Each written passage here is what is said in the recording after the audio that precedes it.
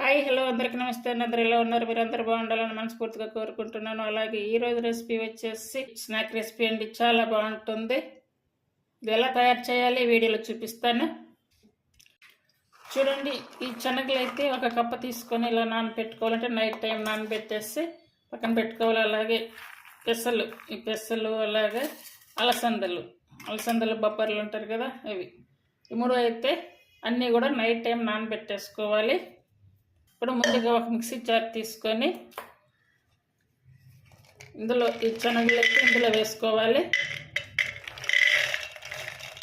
First వాళ్ళు ఈ శనగల వరకు మిక్సీ పట్టుకోవాలి. ఇప్పుడు వచ్చేసి పెసలు వేసుకోవాలి. అంటే ముందు కొంచెమే వేస్తున్నాను అన్నమాట. అలాగే అలసందలు. ఇప్పుడు ఇందులో వాటర్ పోసి బాగా మెత్తగా పట్టుకోవాలి. ఇందులో సన్నగా కట్ చేసుకున్న అల్లం ముక్కలు కూడా వేసుకోవాలి. ఇప్పుడు ఇలా అయితే మెత్తగా రావాలి. చూడండి, వాటర్ అయితే మరీ ఎక్కువగా కూడా వేయొద్దు. ఇప్పుడు టేస్ట్ సరిపడా సాల్ట్ అయితే వేసుకోవాలి. ఈ సాల్ట్ వేసుకొని బాగా కలుపుకోవాలి.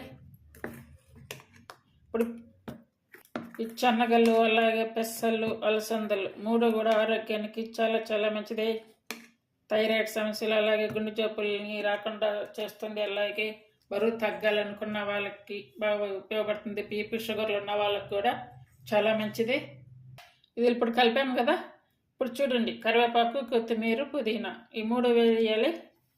ఇలా సన్నగా కట్ చేసుకొని వేసుకోవాలి. జీరా 1 స్పూన్ వరకు వేసుకోవాలి. అలాగే సన్నగా కట్ చేసుకున్నటువంటి ఉల్లిపాయలు పచ్చిమిర్చి.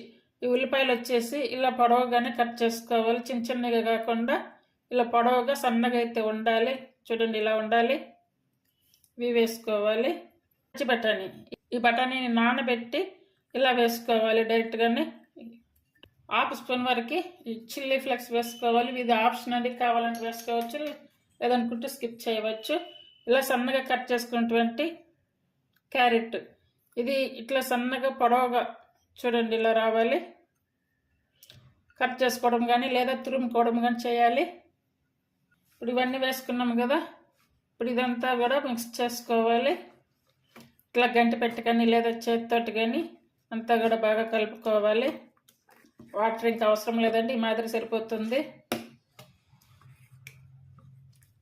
ఇలా అంతా కలుపుకున్నాక కొంచెం ఒక 2-3 నిమిషాలు అయితే కొంచెం పక్కన పెట్టుకోవాలి. ఇది అంటే ఇలా ఉంచుకోవడం వల్ల పిండిలో మనం వేసినటువంటి ఇంగ్రీడియంట్స్ అన్నీ కూడా అందులో బాగా కలిసిపోతాయి అన్నమాట. స్టవ్ మీద కడాయి కానీ లేదంటే పెన్నం కానీ పెట్టుకోవాలి. ముందుగా అవి వేసుకోబోయేటప్పుడు ఇలా ప్యాన్ మీద ఏదైనా ఆయిల్ అలాంటిది ఉంటే కనుక ఇలా అంతా క్లీన్ చేసుకోవాలి. నాన్ స్టిక్ పాన్ మీద వేసుకుంటే మంచిగా వస్తాయి మనకి.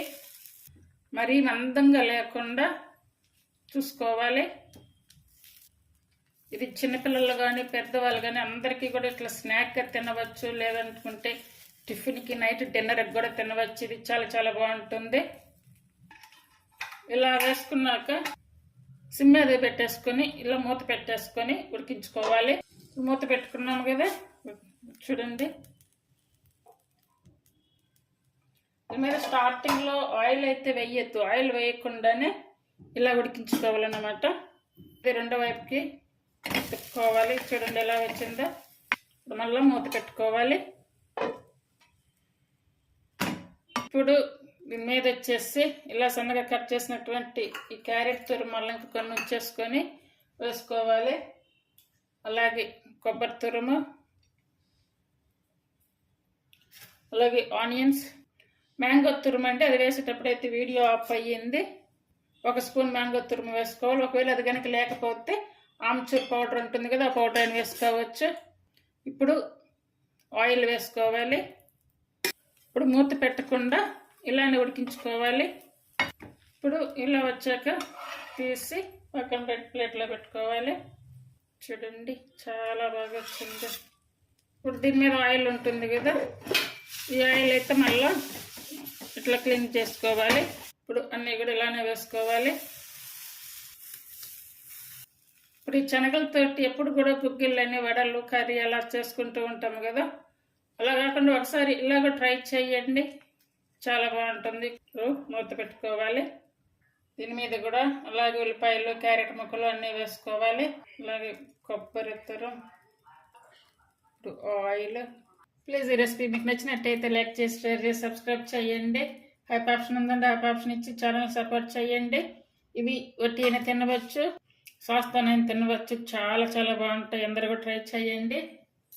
ఎన్నో పోషకాలు కలిగినటువంటి ఈ స్నాక్ రెసిపీని అందరూ తయారు చేయండి. మీకు నచ్చితే కనుక ఫాలో అవ్వండి, చేయడానికి ట్రై చేయండి. Thank you for watching.